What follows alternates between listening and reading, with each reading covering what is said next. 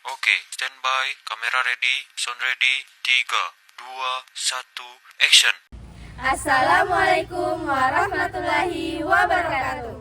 Kami dari kelompok 5 dengan judul Sinopsis, Koordinasi Pendidikan dan Supervisi Pendidikan pada mata kuliah Administrasi dan Manajemen Sekolah. Selamat menyaksikan Video kami. Bye-bye.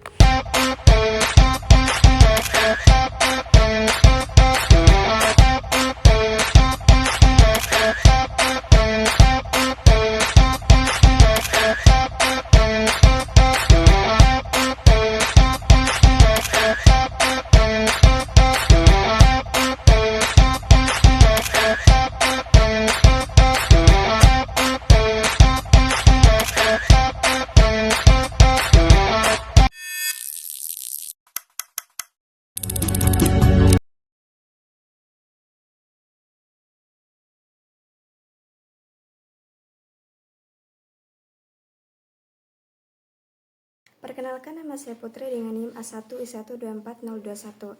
Di sini saya akan membahas materi tentang koordinasi pendidikan. Menurut Handoko 2011, koordinasi pendidikan diartikan sebagai proses mengintegrasikan tujuan dan kegiatan dari satuan-satuan yang berbeda agar tercapai organisasi secara efektif dan efisien.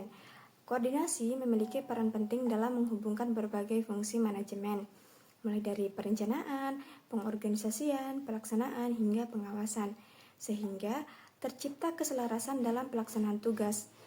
Menurut F. Brach dalam Hasibuan 2007, koordinasi adalah mengimbangi dan menggerakkan tim dengan memberikan lokasi kegiatan pekerjaan yang cocok dan menjaga agar kegiatan itu dilaksanakan dengan keselarasan yang semestinya di antara para anggota itu sendiri.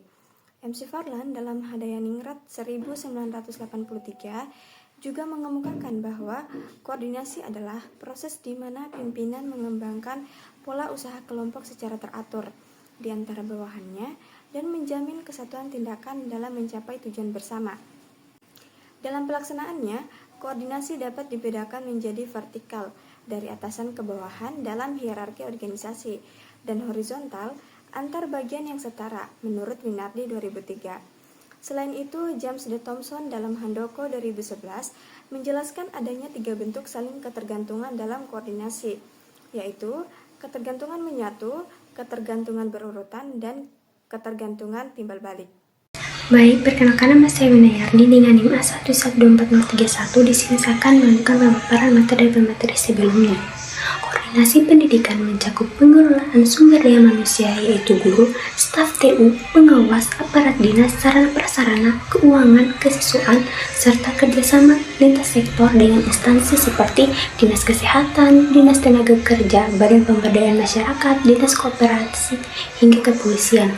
Paul R. Lawrence dan J. Willers dalam Handoko 2011 mengidentifikasi adanya kendala koordinasi seperti perbedaan orientasi tujuan, orientasi waktu, perbedaan antar pribadi, dan tingkat formalitas struktur. Kepala sekolah dalam mengelola sekolahnya menggunakan sejumlah input manajemen, yaitu yang pertama, kebijakan. Yang kedua, rencana kerja yang rinci dan sistematis. Yang ketiga, prosedur kerja. 4, rapat. 5, pengarahan. 6, surat keputusan bersama atau surat edaran bersama. 7, tim satuan tugas kelompok kerja, gugusan tugas. Yang ke-8, komite sekolah. Dan yang ke-9, teknik pengendalian mutu. Perkenalkan, nama saya Ranti dengan NIM A1I124064. Di sini saya akan menjelaskan mengenai fungsi dan manfaat koordinasi. Yang pertama, fungsi koordinasi. Menurut Syagian tahun 2001, fungsi koordinasi antara lain yang pertama, pencegahan konflik dan kontradiksi. Koordinasi berperan untuk mencegah terjadinya konflik internal maupun kontradiksi antara bagian atau individu di dalam organisasi, sehingga semua pihak dapat bekerja secara harmonis sesuai tujuan bersama. Yang kedua, pencegahan persaingan yang tidak sehat. Dengan koordinasi, Setiap bagian di organisasi dapat diarahkan untuk bekerja secara kolaboratif dan menghindari kompetisi yang merugikan, sehingga tercipta suasana kerja positif dan produktif. Yang ketiga, pencegahan pemborosan koordinasi membantu memastikan bahwa sumber daya organisasi seperti waktu, tenaga, dan dana digunakan secara optimal sesuai kebutuhan sehingga pemborosan dapat diminimalkan. Yang keempat, pencegahan kekosongan ruang dan waktu dan pencegahan terjadinya perbedaan pendekatan dari pelaksanaan, di mana koordinasi memastikan pembagian tugas dan waktu kerja diatur dengan baik sehingga tidak ada area atau waktu yang kosong maupun duplikasi kerja akibat perbedaan pendekatan antara bagian. Selanjutnya, sementara Eko Suara tahun 2010 menekankan manfaat koordinasi diantaranya yang pertama, dapat menghindari perasaan saling lepas antara bagian dan petugas dan suatu organisasi, di mana dengan koordinasi aktif, setiap bagian merasa saling terhubung dan memiliki kontribusi dalam pencapaian sasaran organisasi, sehingga tidak ada bagian yang merasa terabaikan atau tidak penting. Yang kedua, dapat menghindari saling mengandalkan posisi dan pertengkaran antara sesama pejabat dari antar bagian dalam organisasi. Koordinasi membangun komunikasi yang baik antar pejabat, sehingga mereka tidak saling bergantung tanpa penyelesaian masalah dan pertengkaran dapat dihindari dengan penyelesaian yang efektif. Yang ketiga, dapat menghindari terjadinya kekembaran tugas dan kekosongan pelaksanaan bagian tertentu dalam organisasi. Melalui koordinasi, pembagian tugas ditetapkan secara jelas sehingga tumpang tindih dan kekosongan dalam pelaksanaan tugas di suatu bagian dapat dicegah.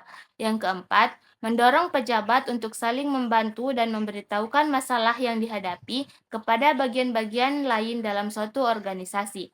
Koordinasi membuka jalur komunikasi yang efektif antar bagian sehingga pejabat dapat saling berbagi informasi serta solusi atas masalah yang dihadapi oleh anggota lain, sehingga koordinasi berfungsi maksimal. Baik, sekian dari saya.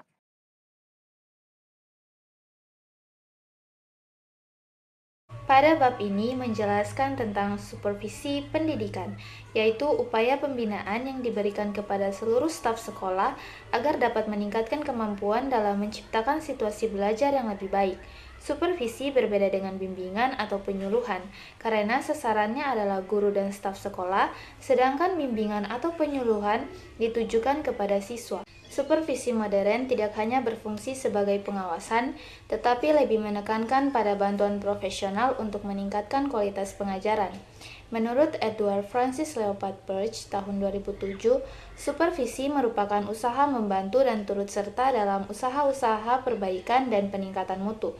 Hal ini sejalan dengan definisi yang diberikan oleh Kraft Goods Dictionary of Education yang menyatakan bahwa supervisi adalah segala usaha dari pejabat sekolah untuk menyediakan kepemimpinan bagi guru dan tenaga pendidikan lain dalam perbaikan pengajaran, pertumbuhan profesional, serta pengembangan kurikulum. Baik, perkenalkan nama saya Sylvia dengan NIM A1124068. Nah, di sini saya akan membawakan materi tentang prinsip-prinsip supervisi. Yang dimana itu prinsip-prinsip supervisi yang mencakup sifat ilmiah, demokratis, kerjasama kreatif dan terbuka. Menurut Sustina tahun 1983. Nah, yang dimana itu yang dimaksud supervisi bersifat ilmiah yaitu supervisi yang telah memenuhi 3 kriteria sebagai prosedur ilmiah, yaitu sistematis, objektif, dan menggunakan instrumen. Nah, yang kedua itu supervisi bersifat demokratis, yaitu perintah atau takut atasan tetapi dilakukan secara kekeluargaan melalui musyawarah, saling memberi dan menerima. Yang ketiga itu supervisi bersifat kerjasama, yaitu saling kooperatif dan mengarahkan untuk mencapai tujuan bersama. Nah, yang keempat itu supervisi bersifat kreatif, yaitu saling memberi dorongan agar terciptanya suasana belajar mengajar yang baik. Nah, yang terakhir itu supervisi bersifat terbuka, yaitu supervisi yang saling terbuka, bukan saling sembunyi-sembunyi, tetapi yang terang-terangan. Nah, supervisi juga harus melibatkan seluruh unsur sekolah, baik itu kepala sekolah, guru, staf tata usaha, pengelola kurikulum, serta harus diarahkan untuk memenuhi kebutuhan nyata sekolah. Perkenalkan, nama saya Musrafiul Dana dengan NIM A1I1241101. Di sini saya akan membahas tentang tujuan dan fungsi supervisi. Tujuan supervisi pendidikan sesuai dengan Undang-Undang Sistem Pendidikan Nasional Nomor 20 Tahun 2003, yaitu memperbaiki dan meningkatkan kegiatan belajar mengajar. Supervisi membantu guru memahami tujuan pendidikan, mengatasi permasalahan belajar siswa, mempersiapkan siswa menjadi anggota masyarakat yang produktif, kreatif, dan etis, serta meningkatkan kemampuan guru dalam mengevaluasi proses pembelajaran. Fungsi supervisi menurut Swearingen meliputi mengordinasi seluruh usaha sekolah, memperlengkapi kepemimpinan, memperluas pengalaman guru, menstimulasi kreativitas, memberikan fasilitas dan penilaian yang berkelanjutan, menganalisis situasi belajar, memberikan keterampilan kepada staf, dan mengintegrasikan tujuan pendidikan. Dengan demikian, supervisi berperan sebagai sarana perbaikan yang berkesinambungan untuk mencapai mutu pendidikan yang optimal.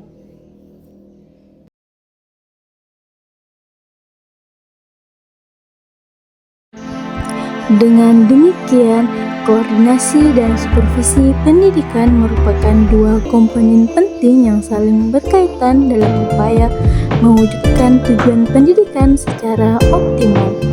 Koordinasi berperan dalam memastikan keterpaduan antara perencanaan, pelaksanaan, dan evaluasi agar seluruh kegiatan pendidikan berjalan harmonis dan terarah.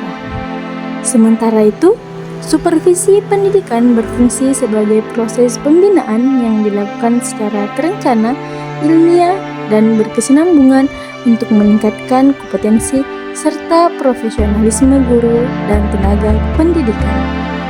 Supervisi tidak hanya bersifat pengawasan, tetapi juga menjadi sarana bimbingan yang mendorong peningkatan mutu proses belajar mengajar. Oleh karena itu, koordinasi dan supervisi yang efektif menjadi kunci utama dalam peningkatan mutu pendidikan sesuai dengan amanat Undang-Undang Nomor 20 Tahun 2003 tentang Sistem Pendidikan Nasional.